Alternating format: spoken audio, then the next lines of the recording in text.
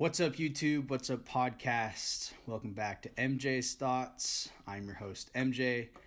Thank you for tuning into my thoughts. I'm joined once again, the great reunion with my old roommate, Casey Brown. How you doing, Case?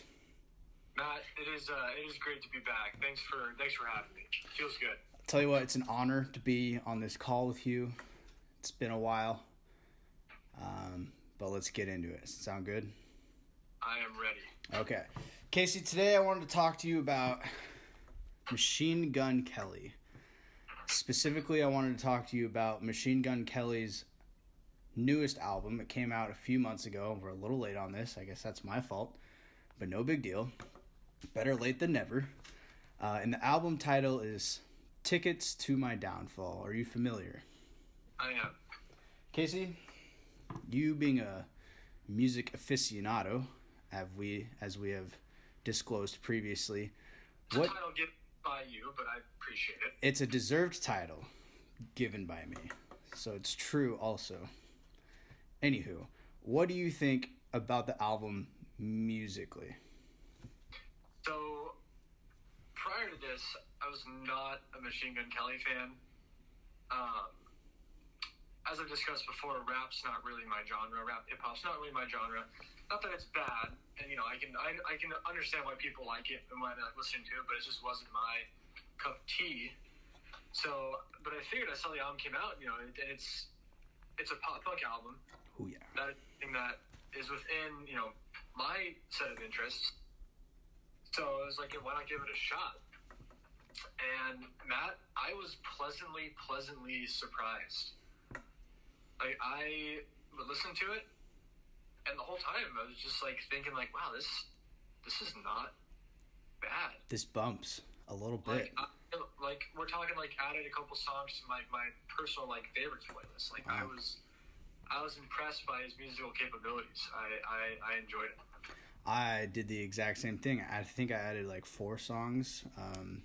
Title track, My Bloody Valentine, Forget Me. Yeah, I added a few songs to my own personal favorites playlist, and I was also pleasantly surprised with how the album turned out. Yeah, well, the thing you gotta, I guess kind of realize even in hip hop songs, there's still a chord progression, and most artists still have to be able to write a chord progression, and most artists, when they go through a certain music school, they learn how to play the piano, so they understand chord progressions and different cadences. So it was just cool to see it in a different style. Yeah, and you mentioned you added songs to your playlist, and so did I. I also, how I work. If I hear one particularly good, even just one song sometimes, or a very good album from a particular artist that I haven't previously listened to, I'll go through and I'll listen to their other stuff, and I will literally add every album they've ever made, whether I like it or not.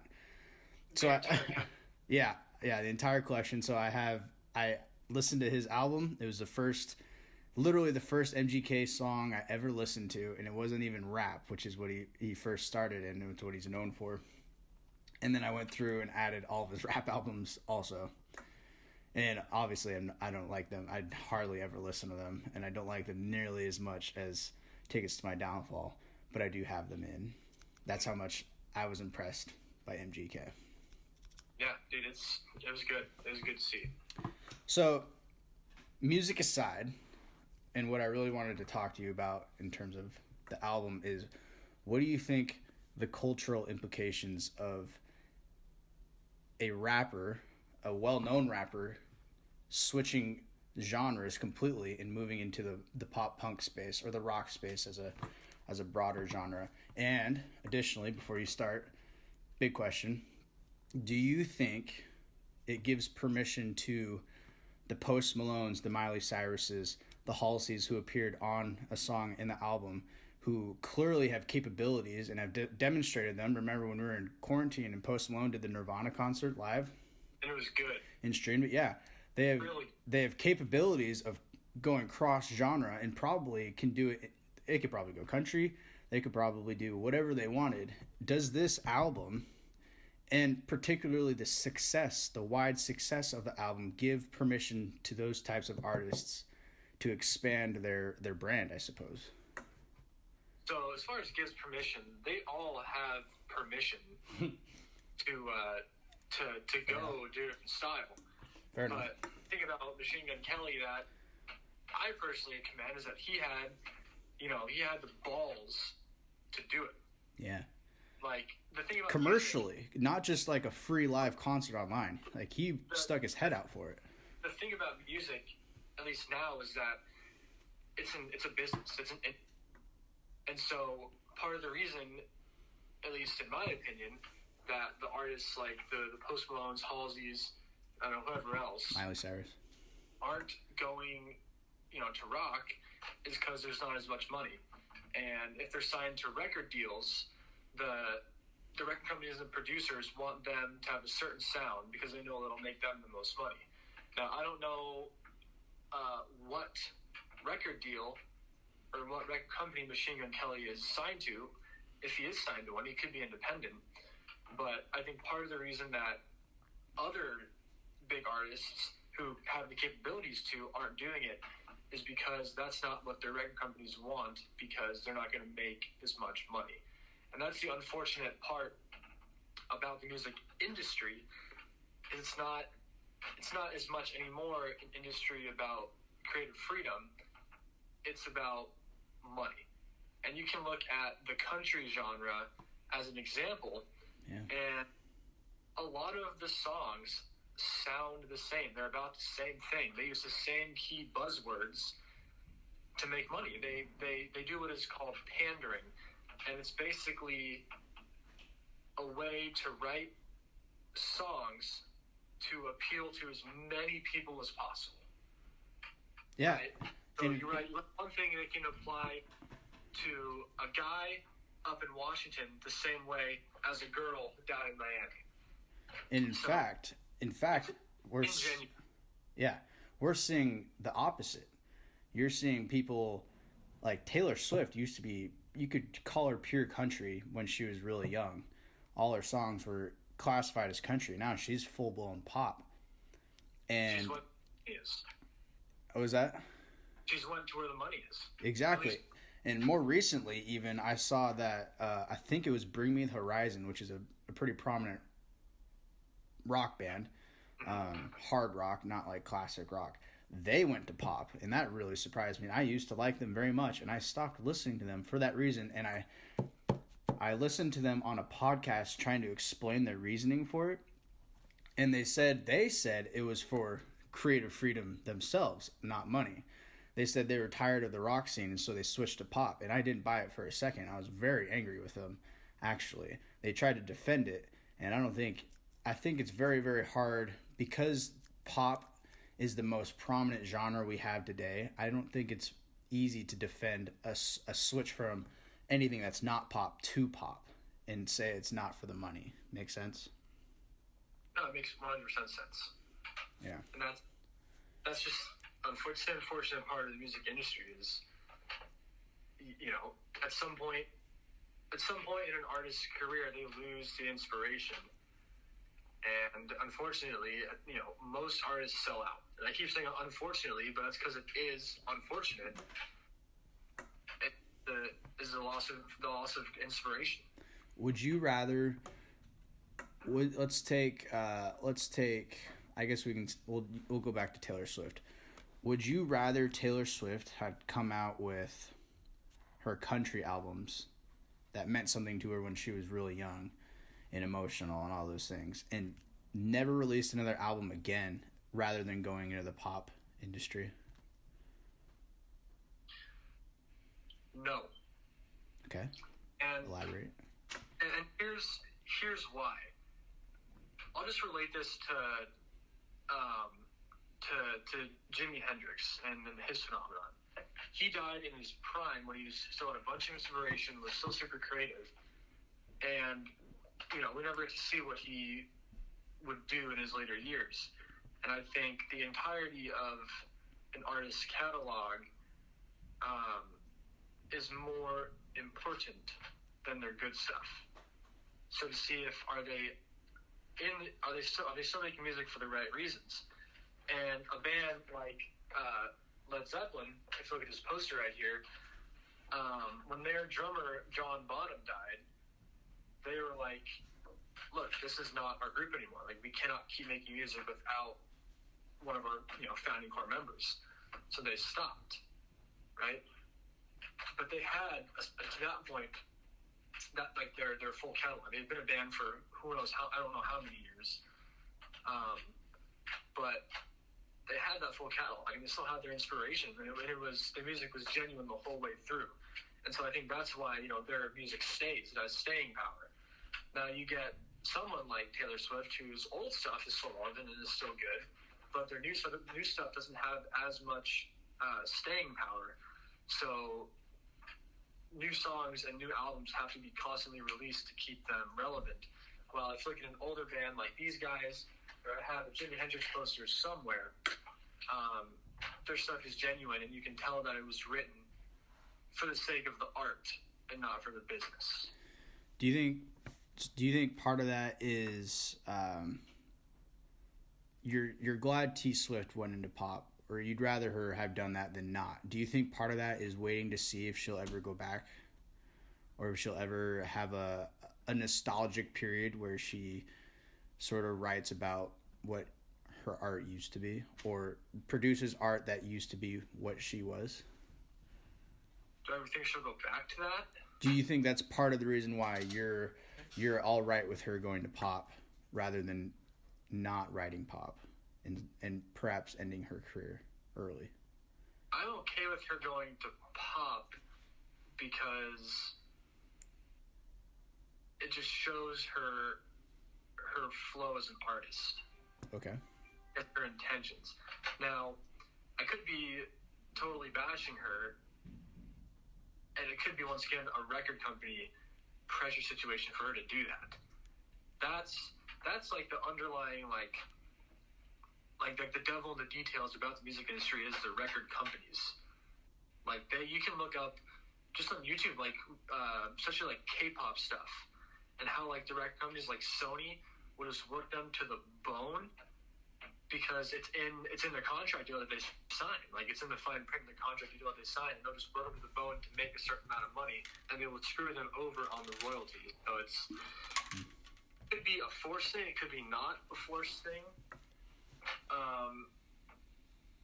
Unfortunately, I don't know, and that's what's tough. But an artist as big as Taylor Swift, you would hope that she would have some own pull, or at least the legal team to get her own pull in her sound, which is why I am glad she went to the pop, because I'm assuming it was her choice, and that shows her intentions as a musical artist.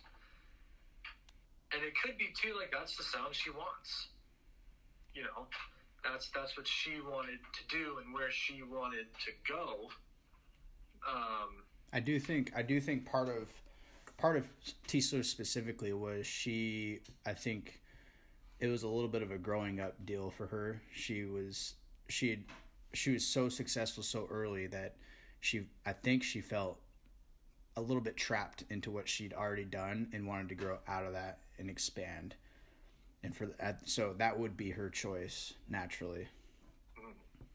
It doesn't help too that I have like a grudge against pop music.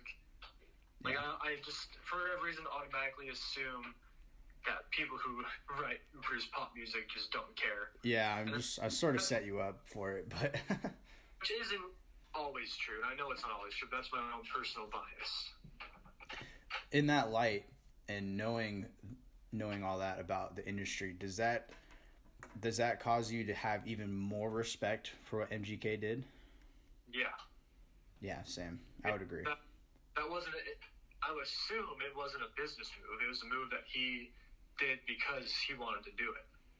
Yeah, there's no way. So for him to be, the first one to do that, have, the guts to change, which, as you know, change, at least right now in the music industry, doesn't sell, because all the stuff that comes out, at least to me, it just sounds the same.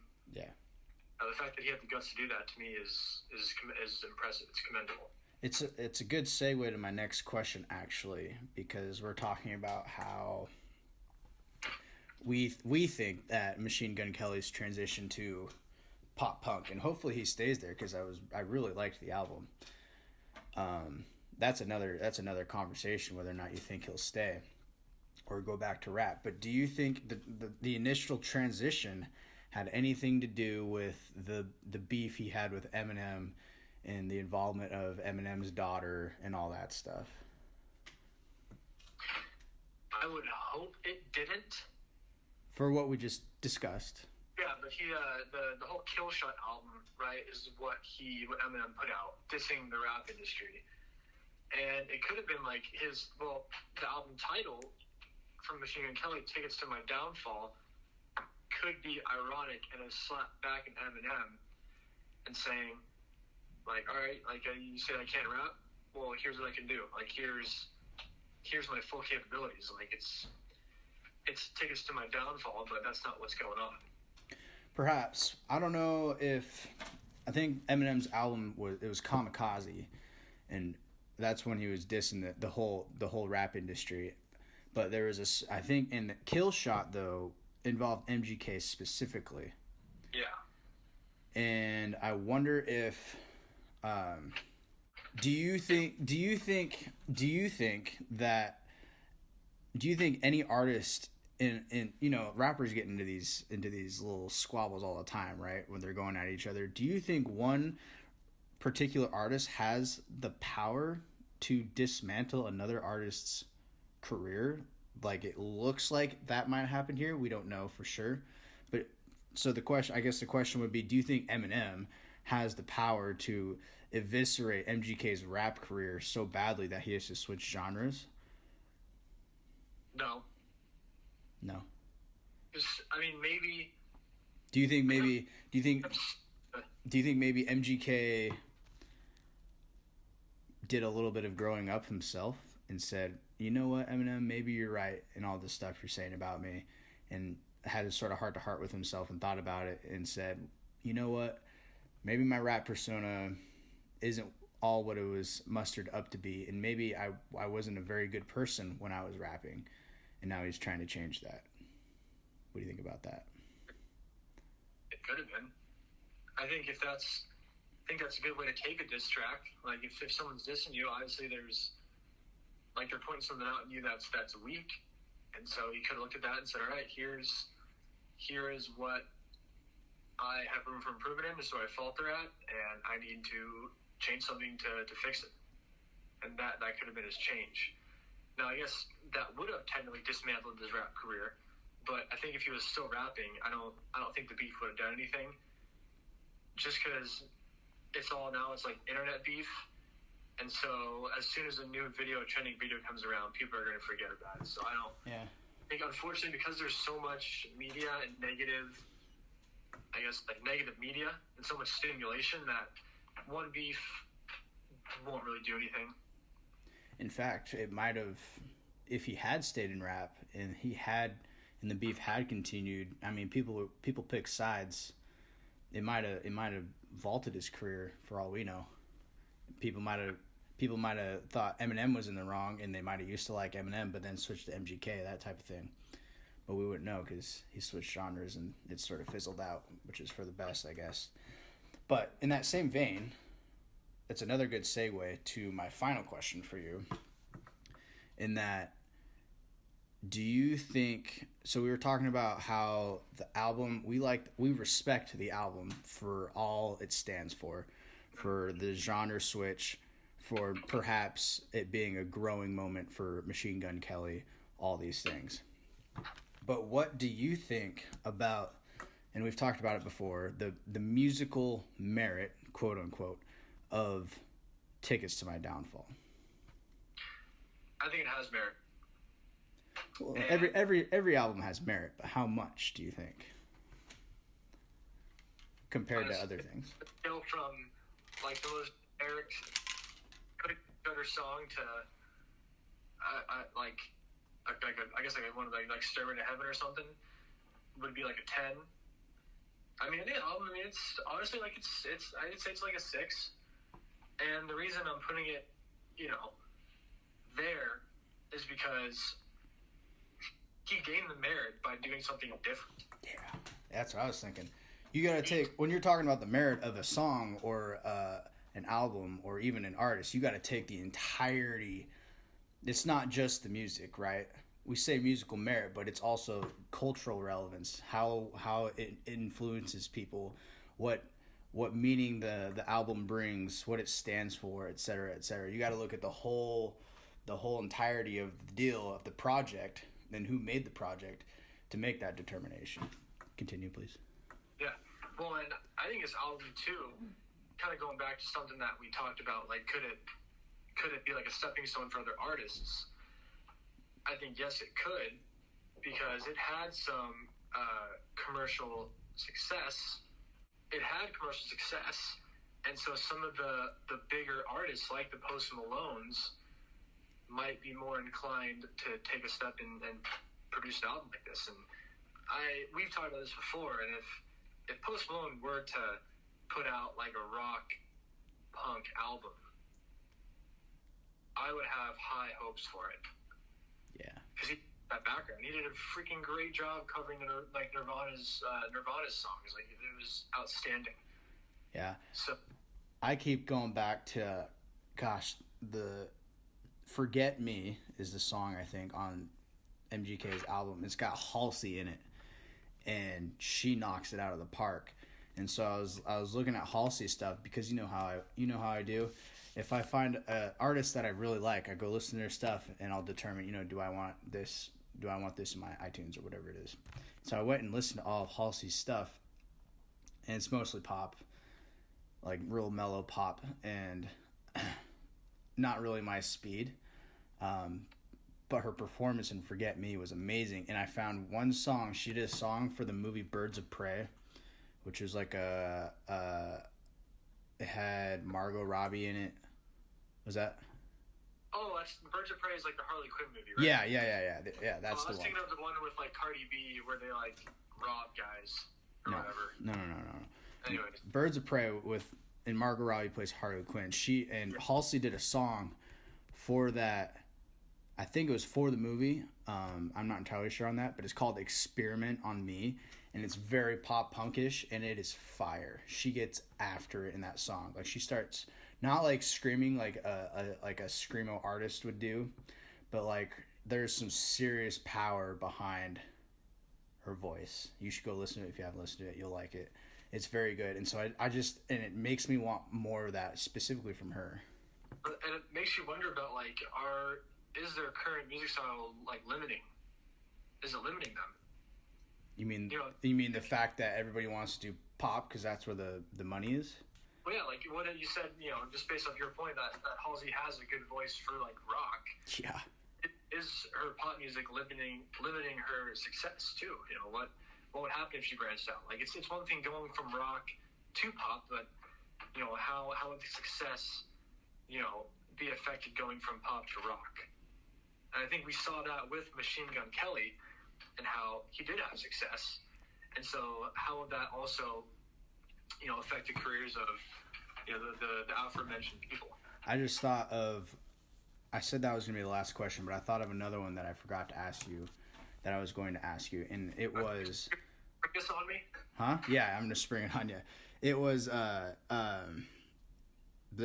good segue into it, and that is, what do you think, what sort of effect do you think this album in the long term will have on specifically the rock and the pop punk industry? Do you think, because Blink-182 used to be huge, Sum 41, all those pop punk bands, Green Day, I've been listening to so much Green Day lately, were huge at one time, like 10, 20, 30 years ago, and they're sort of fading into the distance because pop has come in and rap has come in, and that's the prominent genre. Like, rock used to be huge, right, back in the day, and it's not anymore. Do you think this album specifically could be the spearhead to some sort of revival, a rock revival, a comeback of the rock, if anything, the punk rock industry? Yes.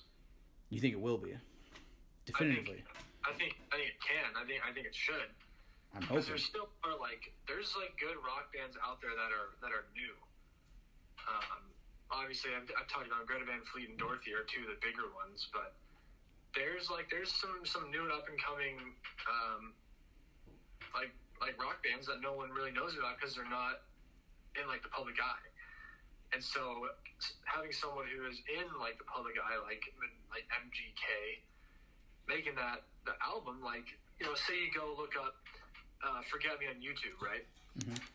And his suggestions are songs like that, and you get suggestions from bands maybe All Time Low, or or like that, So you start saying, okay, that's got 2 million views. See how it is, and there it could kickstart an exploration into. I see. Yeah.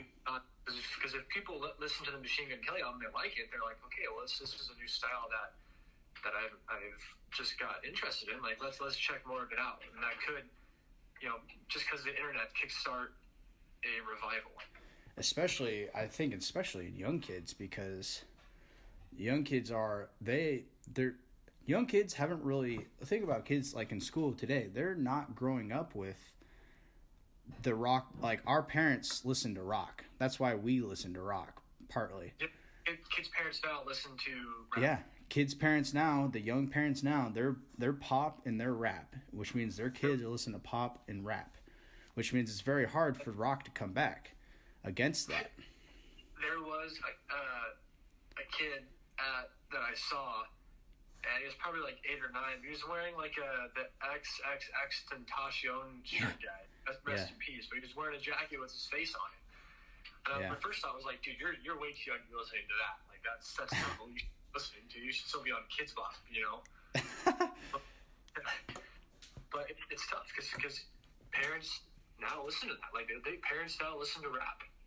Yeah, the odds are stacked, but hey, maybe MGK is giving us hope.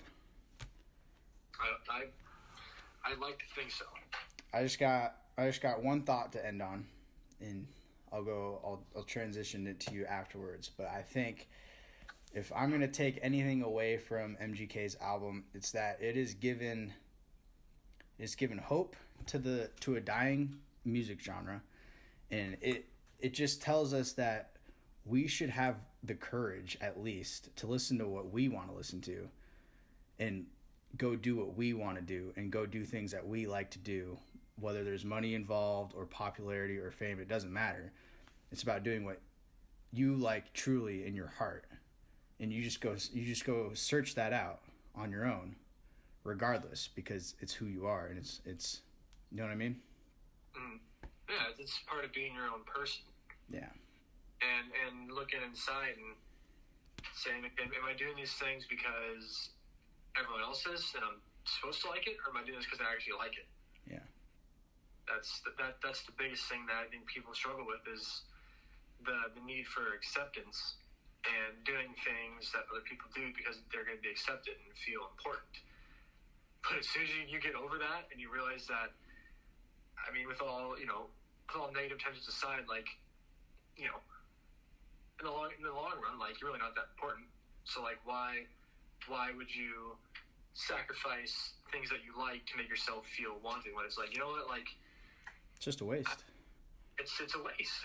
It's a waste of your own time and your own development to do things because you're told to like them instead of doing things that you actually like because you're scared of not being accepted. And what's interesting is that as soon as you start doing that and you start doing things that you like because you like them, you will find a whole different type of acceptance from the new people that you're around, and you won't need it for gratification because you already have that gratification inside. Right? You have that personal fulfillment already, so you won't need the opinions of others and the words of others to make you feel good. It just adds to it. Yeah. It takes you from here up to here. And you just keep going. Yeah. Yeah. It's personal improvement, and there's never a stopping point. It just always keeps going. You always got to find something new. And keep saying it's fun. This is totally off topic, but I just bought an air fryer, and I dehydrated some fruit, and I'm cooking a rotisserie chicken tonight. It's because I want to. Like, Okay. It's fun. I got a cast iron skillet. And I've been cleaning it. Like, it's fun. So it's just doing something that you like to do because you like to do it. I mean, screw everybody else. If they don't like it, they can buzz off. Doesn't matter. Love it, Case. Thanks for joining me today. Matt, thank you for having me back. This was a pleasure. It was a pleasure. I'm sure you'll be back once again at some point in time. I got anything else? Anything left on your docket? No, I think I'm clean. Listen to if you haven't listened to his album, give it a listen and then see what you think. And if you like it, explore some of that genre. Like it for you. Like it for you. You gotta give it a shot. If you don't like it because you don't like it, then you don't like it. But you'll never know if you don't try. Gotta give it a shot. All right. Please subscribe to the YouTube channel and the podcast. Please leave comments. Please leave reviews. Please share it with all your friends and family and people you don't know, of course. That's about all I got. Thanks for tuning in, and go find happiness.